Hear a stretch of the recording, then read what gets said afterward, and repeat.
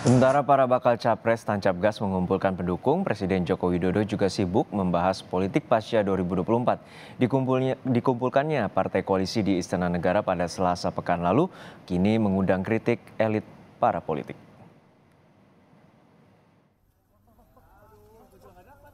Pertemuan Ketua Umum Partai Koalisi dengan Presiden Joko Widodo mengundang pembicaraan di elit politik negeri.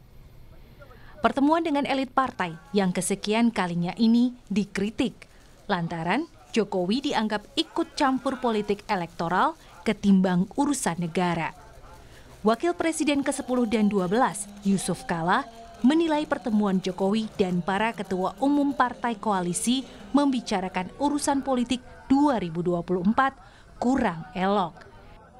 JK menyarankan Jokowi meniru Susilo Bambang Yudhoyono dan Megawati Soekarnoputri yang tak ikut campur urusan politik jelang akhir jabatan sebagai presiden.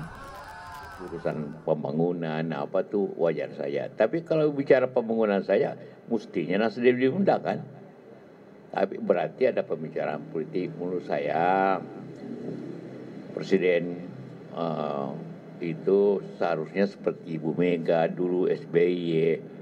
Begitu akan berakhir, maka tidak terlalu jauh melibatkan diri dalam suka atau tidak suka dalam perpolitikan, supaya lebih demokratis lah pemerintahan. Soal kritik JK, Jokowi menjawab, selain sebagai pejabat publik, yakni presiden, Jokowi juga mempunyai jabatan politik yang melekat sebagai presiden.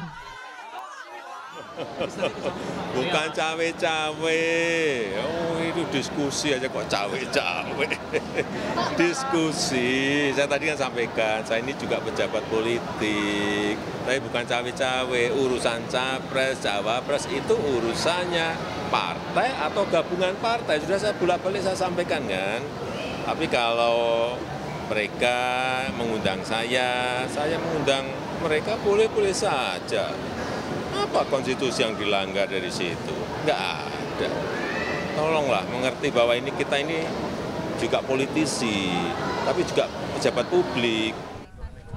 Awalnya kritik ini muncul lantaran Nasdem yang berkali-kali tak lagi diundang dalam pertemuan koalisi Jokowi di Istana Negara. Jokowi punya jawaban mengapa Nasdem tak lagi diundang ke istana. Nasdem itu ya, kita harus bicara apa adanya ya. Kan sudah memiliki koalisi sendiri. Dan ini gabungan partai yang kemarin berkumpul, itu kan juga ingin membangun kerjasama politik yang lain.